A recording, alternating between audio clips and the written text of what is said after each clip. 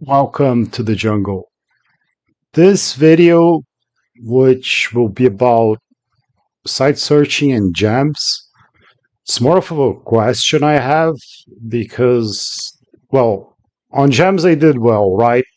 But that doesn't mean I site searched correctly because I used a lot of remotes and this is late age. So I see a lot of good players saying it's not even worth remote site searching. Late age. I think that for spells like um, whoops, Voice of Tiamat, which for 8 gems searches all the elemental paths in water, that's always worth. But I preferred remotes because it searches higher, and you normally don't get mages that go up to 4 in the paths, and there are sites that you can only get with 4. And it saves moving, saves mage turns. The investment's rather small. Most of the time, we will not find it, but overall, in the long term, it's going to pay off. So I guess, how do we? Yeah, here we go. So as you can see, I did extensive site searching, and I don't remember exactly which site that I found with Holy. I found a few, but there was one in particular that was like, oh, it's so worth getting Holy 3 out and searching. And I was catching up on that because the nation doesn't come with that, except for the Falling Angel, and that comes later. But basically, I site searched everything I could. The ones that have nothing, I just captured. Um, and well, let's go back there. As you can see, everything has a site except very few ones. So here's one in the throne, which is surprising. And yeah, there's a couple that don't have that I site searched and didn't find. But oh, this is crap. Large spiders. Wait, what is this?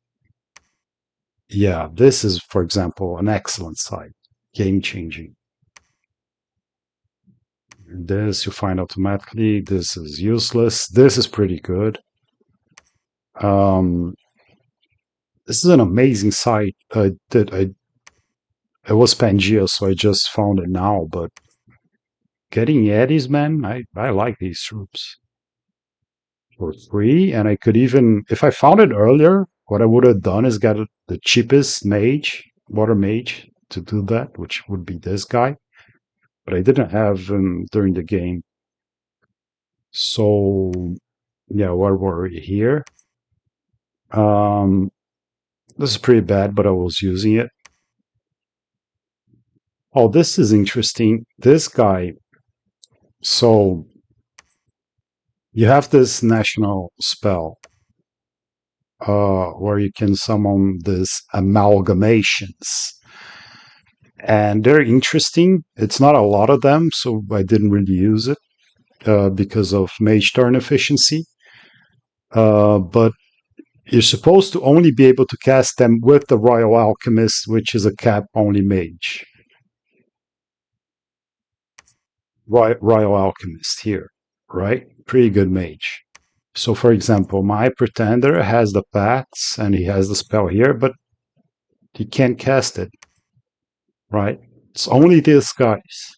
However, if you have this indie type alchemist, it's not a Royal Alchemist, it's an indie mage. He can do it. Look, here's one. I need to give him a booster though. But yeah, he can do it.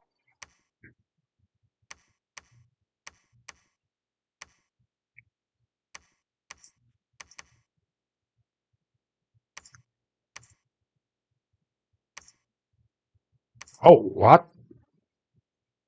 My mistake. Never mind. I thought he could. Anyway, where was I?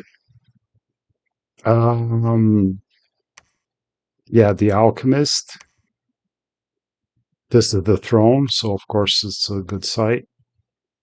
What a cool site here too. Wormwood Witch. Didn't really use it, found it only in the end. But yeah, wait, there was the last one I didn't see. Oh yeah, this is useless. The most game-changing one was this Enchantment Bonus 30. This allowed me to overpower these two globals, Eternal Power and Stellar Focus from Raga, which was second to me on Thrones, by probably spending less gems than he put in, because that bonus is so powerful. So yeah, what should I not have? I really don't know. I don't know what the answer is, because the one thing I did, for example, I had one of these guys go out and site search manually. Right, you see these ones. These are the alchemists. Yeah, it's probably the guy. Probably still here around somewhere. Maybe not. Yeah, I remember I did this, and I did this same thing through here. Yeah, the guy's here now because I attacked the water. Yeah, this guy did it from the other side. But other than that, whenever I looked and something was missing, it's a 9 because I use remotes. So what are the rules? How are you supposed to do it? Let me know.